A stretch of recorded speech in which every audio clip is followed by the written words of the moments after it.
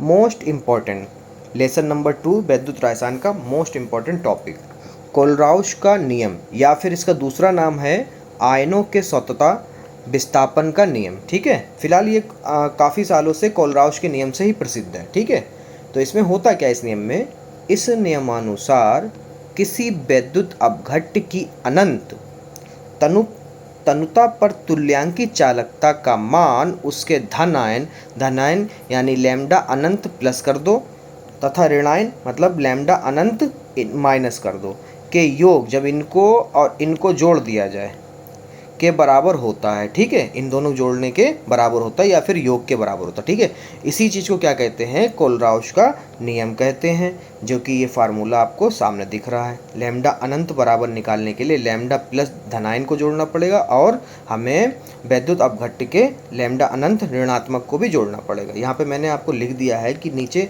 जहाँ किस सिंबल का क्या मतलब है। लैम्डा अनंत का मतलब है अनंत तनुता पर तुल्यांकी चालकता, लैम्डा अनंत धनायन का मतलब है धनायन की तुल्यांकी चालकता, और लैम्डा अनंत ऋणात्मक का मतलब है ऋणायन की तुल्यांकी चालकता। इसी वीडियो में आपको आगे मिल जाएंगे। ये बहुत पूछा जाता है, बहुत ही बोर्ड में पूछा जाता है कोलराउश के नियमों का उपयोग। दो ही पूछता है तो इसलिए मैंने दो ही दिए हैं आपको। ठीक है, ये है, पहला है किसी विद्युत अपघट्य के वियोजन की मात्रा ज्ञात की जा सकती है इससे। नंबर 2, किसी दुर्बल वैद्युत अपघट्य की तुल्यांकी चालकता की गणना भी की जा सकती है। ठीक है, किससे, कोलराउश के नियम से।